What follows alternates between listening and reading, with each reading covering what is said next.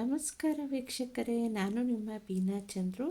ನಾನು ಈ ದಿನ ದಿಢೀರ್ ಮಾವಿನಕಾಯಿ ಉಪ್ಪಿನಕಾಯಿ ಹೇಗೆ ಮಾಡ್ಕೊಳ್ಳೋದು ಅಂತ ತೋರಿಸ್ಕೊಡ್ತೀನಿ. ಇದು ಇನ್ಸ್ಟೆಂಟಾಗಿ ಮಾಡ್ಕೋಬಹುದು ಮತ್ತು ಇದನ್ನು ಒಂದು 8-10 ದಿನದವರೆಗೂ ಇಟ್ಕೊಂಡು ಉಪಯೋಗಿಸ್ಕೋಬಹುದು. ಫ್ರಿಜ್ಜಲ್ಲಿ ಇಟ್ಟರೆ ಅದಕ್ಕಿಂತನೂ ಹೆಚ್ಚು ದಿನ ಬಳಸಬಹುದು. ಇದಕ್ಕೆ ಬೇಕಾಗಿರೋ ಇಂಗ್ರೀಡಿಯೆಂಟ್ಸು: ಮಾವಿನಕಾಯಿ, ಮೆಂತ್ಯ, ಸಾಸಿವೆ, ಗುಂಟೂರು ಬ್ಯಾಡಗಿ ಮೆಣಸಿನ್ಕಾಯಿ, ಒಗ್ಗರಣೆಗೆ ಕರಿಬೇವು ಹಾಗೂ ಬೆಳ್ಳುಳ್ಳಿ. ಮೊದಲಿಗೆ ಡ್ರೈ ರೋಸ್ಟ್ ಮಾಡ್ಕೊಳ್ಳೋಣ. ಗುಂಟೂರು ಬ್ಯಾಡಗಿ ಮೆಣಸಿನ್ಕಾಯಿ ಹಾಗೂ ಮೆಂತ್ಯ ಹಾಗೂ ಸಾಸಿವೆ ಈ ಮೂರನ್ನೂ ಡ್ರೈ ರೋಸ್ಟ್ ಮಾಡ್ಕೊಳ್ಳೋಣ ನಾವು. ಈಗ ನಾನು ಮೊದಲಿಗೆ ಒಂದು 3 ಮೆಣಸಿನ್ಕಾಯಿ, ಒಂದು ಬ್ಯಾಡಗಿ ಮೆಣಸಿನ್ಕಾಯಿ ತೊಗೊಂಡಿದ್ದೀನಿ, 3 ಗುಂಟೂರು ತೊಗೊಂಡಿದ್ದೀನಿ. ಆಮೇಲೆ ಒಂದು ಅರ್ಧ ಚಮಚ ಮೆಂತ್ಯ ಮತ್ತು 1 ಸ್ಪೂನಷ್ಟು ಸಾಸಿವೆ ತೊಗೊಂಡಿದ್ದೀನಿ. ಇದಿಷ್ಟನ್ನು ಹಾಕ್ಕೊಂಡು ಹುರ್ಕೋಬೇಕು. ಇದನ್ನು ಮೆಣಸಿನ್ಕಾಯಿನೇ ಫಸ್ಟ್ ಹಾಕ್ಕೊಂಡು ಚೆನ್ನಾಗಿ ಫ್ರೈ ಮಾಡಿದ್ದೀನಿ. ಆಫ್ಟರ್ ದಟ್ ಮೆಂತ್ಯ ಮತ್ತು ಸಾಸಿವೆ ಎಲ್ಲ ಬೆಚ್ಚಗಾದರೆ ಸಾಕು, ಅತಿಯಾಗಿ ಫ್ರೈ ಮಾಡೋ ಅವಶ್ಯಕತೆ ಏನೂ ಇಲ್ಲ. ಯಾಕಂದರೆ ಸಾಸಿವೆ ಎಲ್ಲ ಸಿಡಿದು ಇದಾಗಬಾರ್ದು, ಅದರದ್ದು ಬಳಕೆ ಏನು ಬೀಜ ಇದಿರುತ್ತೋ ಅದೆಲ್ಲ ಹಾಗೆ ರಿಟೈನ್ ಆಗಬೇಕು, ಆಗ ಅದರ ಟೇಸ್ಟ್ ಚೆನ್ನಾಗಿ ಬರುತ್ತೆ.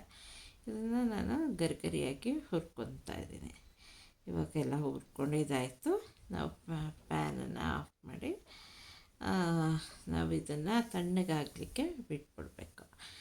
ಆನಂತರ ನಾವು ಮಿಕ್ಸಿಗೆ ಹಾಕ್ಕೊಂಡು ಜಾರಿಗೆ ಇದನ್ನ ರುಬ್ಕೋಬೇಕು, ನುಣ್ಣಗೆ ರುಬ್ಕೋಬೇಕು, ಪೌಡ್ರ್ ಮಾಡ್ಕೋಬೇಕು. ನಾನೀಗ ಮಿಕ್ಸಿ ಜಾರ್ಗೆ ಹಾಕ್ಕೊಂಡು ಇದನ್ನು ಈಗ ರುಬ್ಬಿ ಇಟ್ಕೊತೀನಿ. ಇವಾಗ ನೆಕ್ಸ್ಟು ಎಣ್ಣೆ ಹಾಕ್ಕೊಂಡು, ನೀವು ಮನೇಲಿ ಯಾವ ಎಣ್ಣೆ ಯೂಸ್ ಮಾಡ್ತೀರ ಅದನ್ನು ಹಾಕ್ಕೊಂಡು ಅದೊಂದು ಸ್ವಲ್ಪ ಕಾದ್ಮೇಲೆ ಕರಿಬೇವಿನ ಸೊಪ್ಪನ್ನ ಹಾಕ್ಕೋಬೇಕು. ಕರಿಬೇವಿನ ಸೊಪ್ಪು ಎಣ್ಣೆಯಲ್ಲೇ ಫ್ರೈ ಆಗ್ತಾ ಇರುವಾಗಲೇ ನಾವು ಸಣ್ಣದಾಗಿ ಹೆಚ್ಚಿಟ್ಕೊಂಡಂತಹ ಬೆಳ್ಳುಳ್ಳಿ ಹೆಸರುಗಳನ್ನು ಹೆಚ್ಚಿಟ್ಕೊಂಡಿರ್ತೀವಲ್ಲ ಅದನ್ನು ಹಾಕ್ಕೋಬೇಕು. ಆನಂತರ ಮಾವಿನಕಾಯಿನೂ ಹೆಚ್ಚಿಟ್ಕೊಂಡಿದ್ದೀವಲ್ಲ ಸಣ್ಣದಾಗಿ, ಅದನ್ನು ಹಾಕ್ಕೋಬೇಕು. ಮಾವಿನಕಾಯಿನ ನಾವು ತುಂಬ ಬೇಯಿಸಬಾರ್ದು.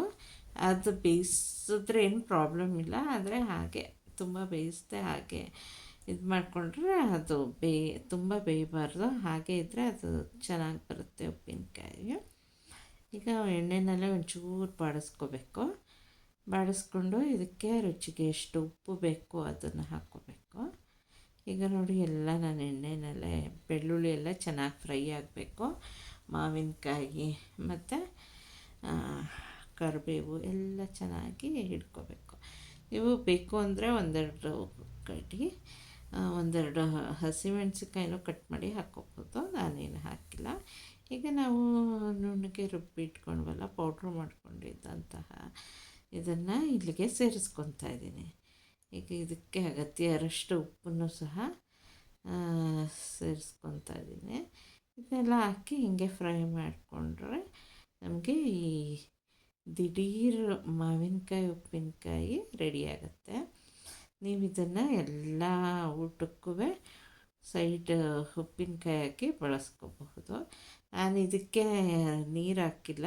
ನೀವು ಗೊಜ್ಜಂಗೆ ಬೇಕು ಅಂದರೆ ಸ್ವಲ್ಪ ನೀರನ್ನು ಸಹ ಆ್ಯಡ್ ಮಾಡ್ಬೋದು.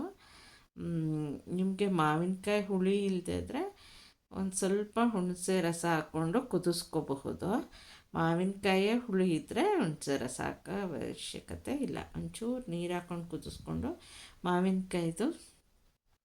ಉಪ್ಪಿನಕಾಯಿದು ಗೊಜ್ಜು ಬೇಕು ಅಂದರೆ ಒಂಚೂರು ನೀರು ಹಾಕ್ಕೊಂಡು ಮಾಡ್ಬೋದು. ವೀಕ್ಷಕರೇ, ಇದು ದಿಢೀರ್ ಉಪ್ಪಿನಕಾಯಿ ಬಿಸಿ ಅನ್ನೋ ಜೊತೆ ತಿನ್ಬೋದು, ಎಲ್ಲ ಊಟದ ಜೊತೆನೂ ನೆಂಚ್ಕೊಂಡು ತಿನ್ಬೋದು. ನಿಮ್ಮ ಇಷ್ಟ ಆದರೆ ಈ ರೆಸಿಪಿನ ನಿಮ್ಮ ಮನೆಯಲ್ಲೂ ಟ್ರೈ ಮಾಡಿ. Thank you.